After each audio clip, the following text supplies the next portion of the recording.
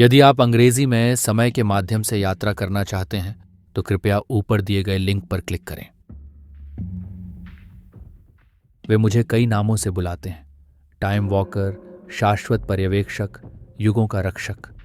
फिर भी मैं इनमें से कुछ भी नहीं हूं। मैं बस एक भटकने वाला हूं और अतीत के युगों और भविष्य के अनकहे क्षणों का आगंतुक।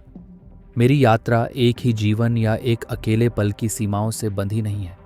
इसके बजाय मैं घड़ी की निरंतर टिक-टिक से बाहर मौजूद हूं, जहां जिज्ञासा और समय की गूंज मुझे बुलाते हैं।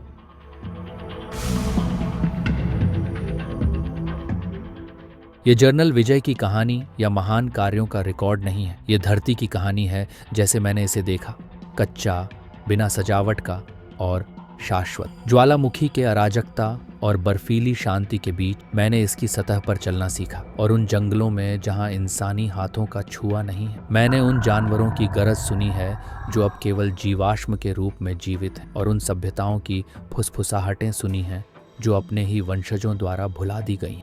मैं दोनों पर्यवेक्षक और प्रतिभागी हूँ, हालांकि कभी लंबे समय तक नहीं। मैं अपने साथ केवल यादें ले जाता हूँ, समय की रेत में केवल सबसे हल्की पदचिन्ह छोड़ता हूँ। प्रत्येक पृष्ठ एक युग की खिड़की है, एक ऐसी दुनिया की झलक जो कभी थी या होगी। कुछ युगों ने मुझे अद्भुत आश्चर्य के साथ स्वागत किया, जबकि अन्य ने मेरी आत्मा में आतंक भर दिया। लेकिन हर युग में मैंने मानवता का निशान पाया, इसके लचीलापन, इसकी मूर्खता, इसकी चमक। और इस प्रकार मेरी कहानी वहीं शुरू होती है जहां सभी कहानियां शुरू होनी चाहिए, शुरुआत में। आइए हम एक साथ पृथ्वी की लंबी उथल पुथल भरी गाथा के पहले अध्याय में लौटें, हैडियन युग, जब यह दुनिया केवल एक आग में जलता हुआ नवजात थी और जीवन के बीज अभी अंकुरित होना बाकी थे।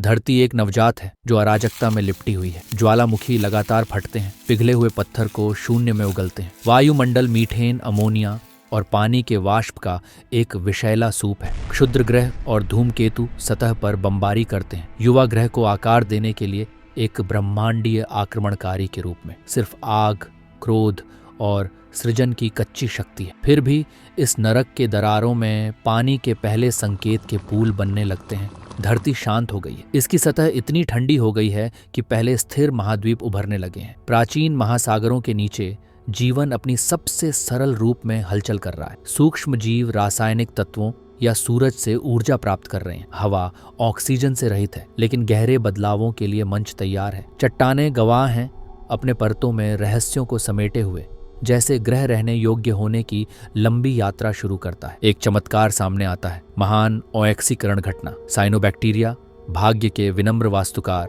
ओनेक्सीजन के साथ वातावरण को बांट देते हैं। आकाश नीला हो जाता है और लोहे से भरपूर महासागर ज्वलंत लाल बिस्तरों में जंग खा जाते हैं। फिर भी बहुकोशिकीय जीव गहरे में उत्पन्न होते हैं, आने वाली जटिलता के विस्फोट का पूर्वाभास देते हैं। अरबों साल एक धीमे जानबूझकर के लय में गुजरते हैं। प्रीकैम्ब्रियन विशाल है, इसके युग धुंध की तरह एक साथ मिलते हैं।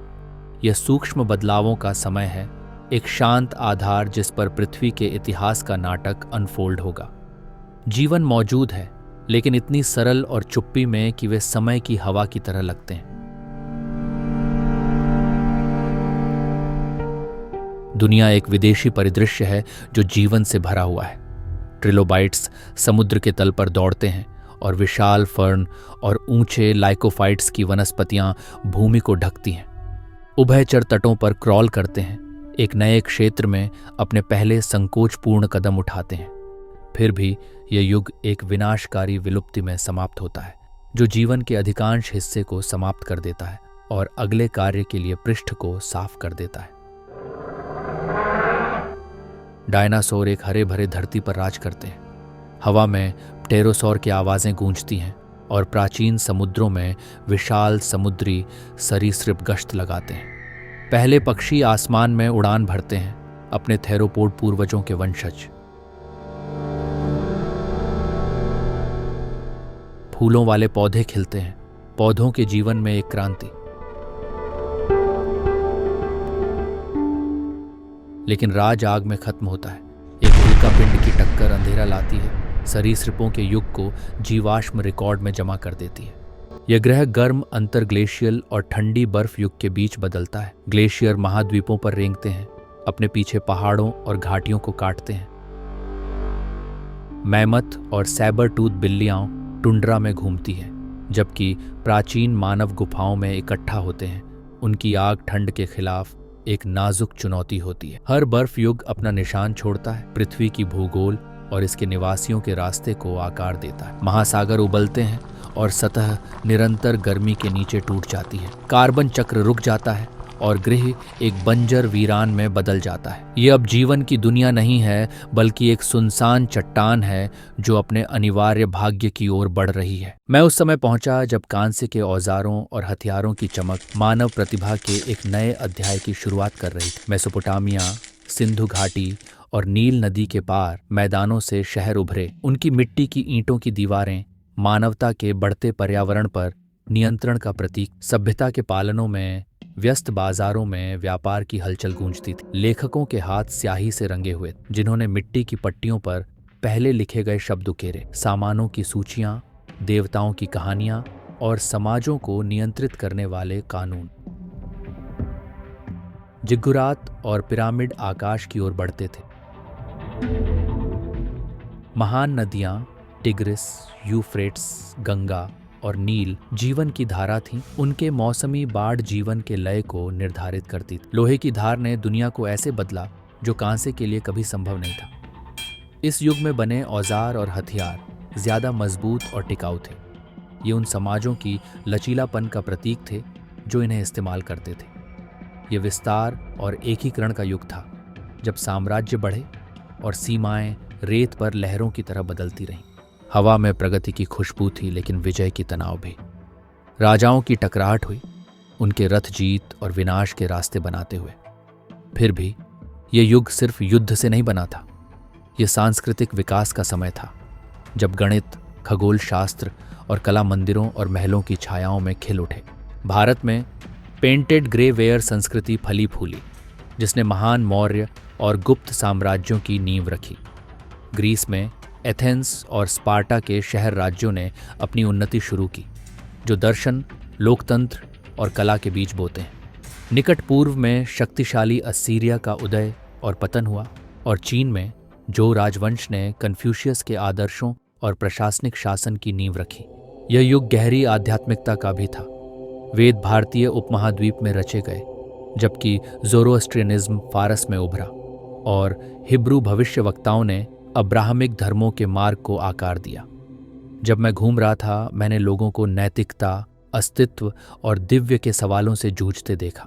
मनुष्य के इतिहास में प्राचीन दुनिया के 7 अजूबे मानव प्रतिभा और कलात्मक ब्रिलियंस के शाश्वत प्रतीक के रूप में खड़े रहेंगे।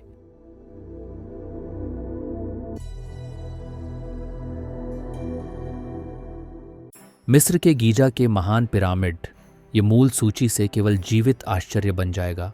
ग्रेट पिरामिड प्राचीन मिस्र की इंजीनियरिंग और भव्यता में एक स्मारकीय उपलब्धि के रूप में खड़ा है। मेसोपोटामिया या बाद में बेबीलोन के हैंगिंग गार्डन को लोग इस जगह को इराक कहेंगे, लेकिन मैं आपको बता दूं कि हैंगिंग गार्डन रेगिस्तान के केंद्र में एक हरे भरे नखलिस्तान के पास स्थित है, जिसमें हरियाली और विदेशी पौधों की छतों के साथ। ग्रीस में ओलंपिया में ज्यूस की मूर्ति, प्रसिद्ध मूर्तिकार फिदियास द्वारा तैयार की गई यह विशाल प्रतिमा मंदिर में दिव्य शक्ति और कलात्मक महारत के प्रतीक के रूप में खड़ी है।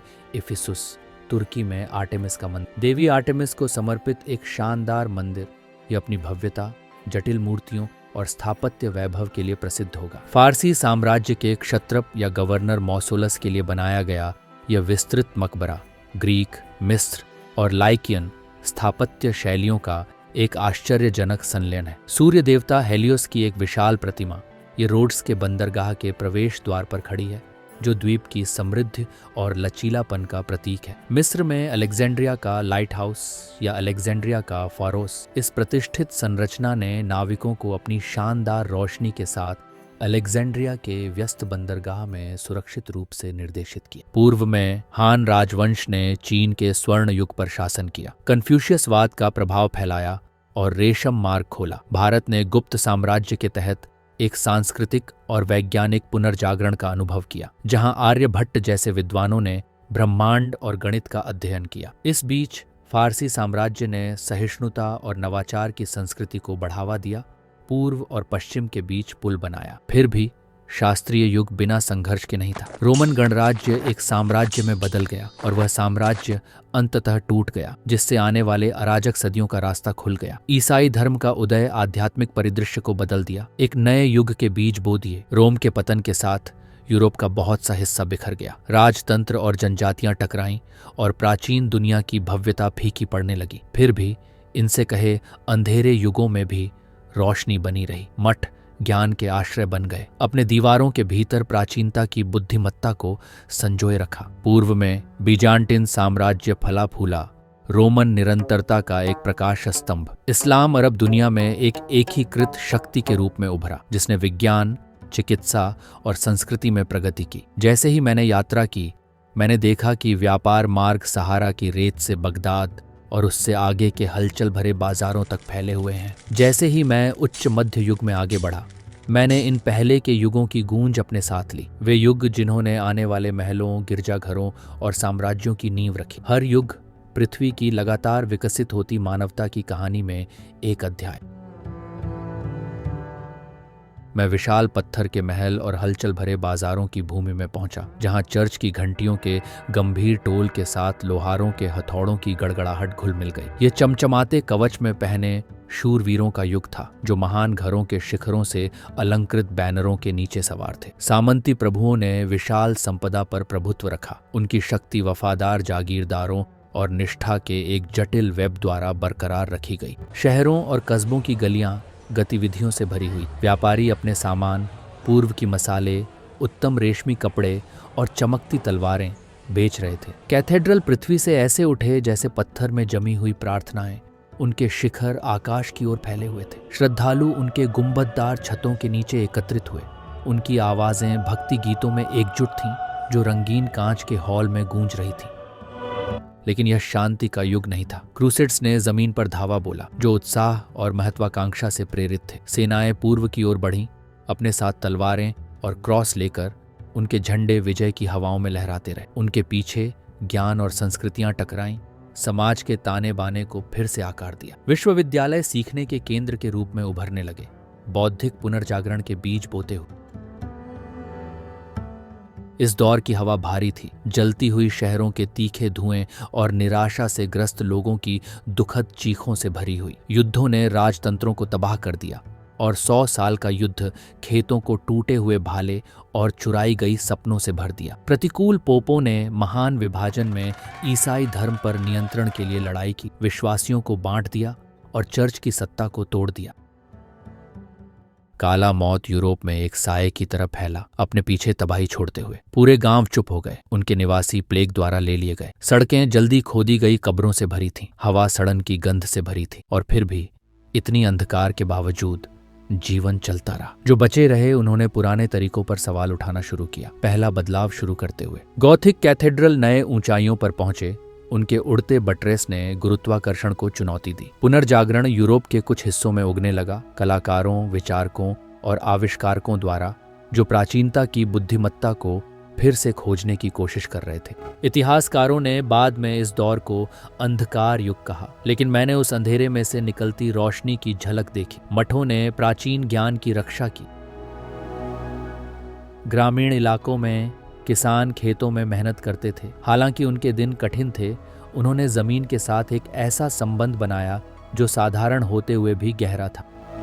ये एक विरोधाभासों का युग था, क्रूर युद्धों और गहरी आस्था का, अज्ञानता और ज्ञान के संरक्षण का। ये प्राचीनता और आधुनिकता के बीच का पुल था, एक ऐसा समय जब मानवता ने सहन किया। जब मैं पृथ्वी के इतिहास के इस अध्याय को छोड़ रहा था, मैंने इसके लोगों की लचीलापन, मुश्किलों में सुंदरता बनाने की उनकी क्षमता और निराशा के सामने उनकी अडिग आशा को देखकर आश्चर्य की। मध्य युग की परछाइयों से बाहर निकलते हुए पुनर्जागरण ऐसा लगा जैसे मानव आत्मा पर सुबह की पहली किरणें पड़ रही हों। हवा जिज्ञासा से भरी थी और ज्ञान की प्यास की कोई सीमा नहीं। जब मैं फ्लोरेंस, वेनिस और इस जागरण के अन्य केंद्रों में घूमता रहा, मैंने देखा कि कलाकार, वैज्ञानिक और विचारक ये रीडिफाइन कर रहे थे कि इंसान होना क्या होता है। लियोनार्डो दा विंची ने उन मशीनों को स्केच किया जो समय को धता बताते हुए प्रतीत होते थे। माइकल एंजेलो की मूर्तियों ने पत्थर में जीवन की सांस ली, जबकि गैलीलियो ने आकाश की ओर देखा और आकाशीय समझ के मूल को चुनौती दी। प्रिंटिंग प्रेस ने जंगल की आग जैसे विचारों को फैलाया, अज्ञानता को चकनाचूर कर दिया और बौद्धिक परिदृश्य को नया आकार दिया। यह सिर्फ कला और विज्ञान नहीं था जो फला फूला। क्रिस्टोफर कोलंबस, वास्को दा गामा और फर्डिनेंड मैगलन जैसे खोजकर्ताओं ने खोज और दौलत के सपनों से प्रेरित होकर अनजान में यात्रा की। जैसे जैसे महाद्वीप व्यापार, संस्कृति और विजय के जरिए जुड़े, दुनिया छोटी होती गई, क्योंकि उपनिवेशवाद ने जड़ें जमा लीं, जिससे पूरी सभ्यताओं के भाग्य बदल गए। रिनेसांसी की विरासत ने प्रबोधन में खिल उठी, एक ऐसा युग जिसने तर्क, लॉजिक और मानव मस्तिष्क की अनंत संभावनाओं का जश्न मनाया। पेरिस और लंदन की सड़कों पर चलते हुए मैंने बौद्धिक क्रांति की विद्युत गूंज महसूस की। वोल्टेयर, रूसो और कांट जैसे दार्शनिकों ने समाज, शासन और नैतिकता की प्रकृति पर बहस की। विज्ञान तेजी से आगे बढ़ा। आइजैक न्यूटन ने गति के नियमों का खुलासा किया और जॉन लॉक जैसे विचारकों ने आधुनिक लोकतंत्र की नींव रखी। प्रबोधन केवल यूरोप तक सीमित नहीं था, इसके विचारों ने दुनिया भर में गूंज उठी, जो क्रांतियों को प्रेरित किया, जिन्होंने देशों को फिर से आकार दिया। अमेरिकी क्रांति से लेकर फ्रांसीसी क्रांति तक। फिर भी सब कुछ सामंजस्यपूर्ण नहीं था। साम्राज्य फैले और उपनिवेशवाद के औद्योगिक पहिए तेजी से घूमे, संसाधनों और लोगों का शोषण करते हुए। फिर भी प्रगति का सपना चमकता रहा। इस दौर में दुनिया मेरी आंखों के सामने बदल गई। भाप से चलने वाली मशीनें जिंदगी में आ गईं, जो नज़ारों और जिंदगियों को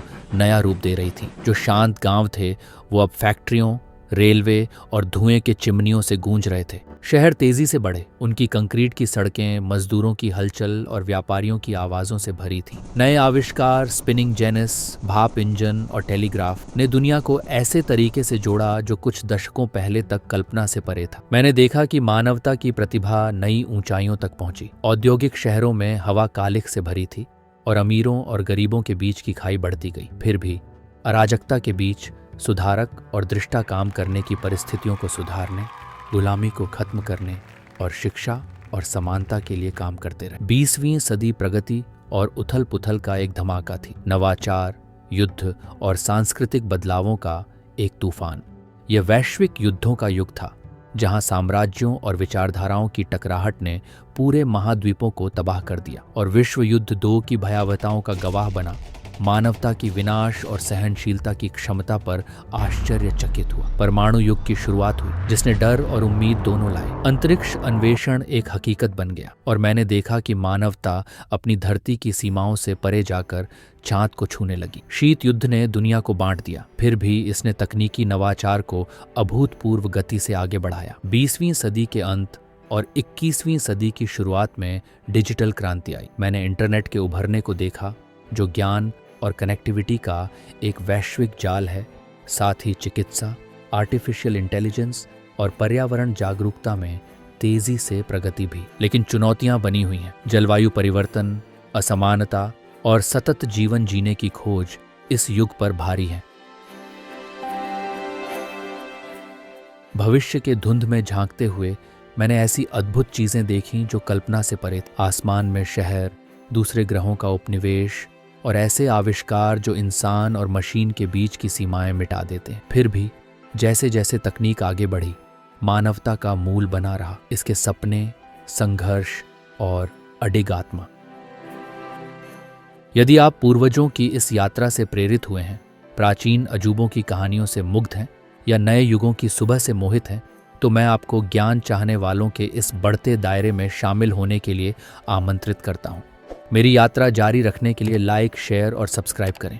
साथ में हम नए स्थानों का पता लगाएंगे, छिपे हुए इतिहास को उजागर करेंगे और समय के धागों को हमारी साझा समझ के ताने बाने में बुनेंगे। आइए हम भविष्य की अनंत संभावनाओं के माध्यम से हाथ में हाथ डालकर आगे की यात्रा करें। जब तक हमारे रास्ते फिर से पार नहीं हो जाते, याद रखें, ज्ञान की खोज सभी का सबसे जादुई साहसिक कार्य है। सुरक्षित यात्रा मेरे साथी समय साहसी।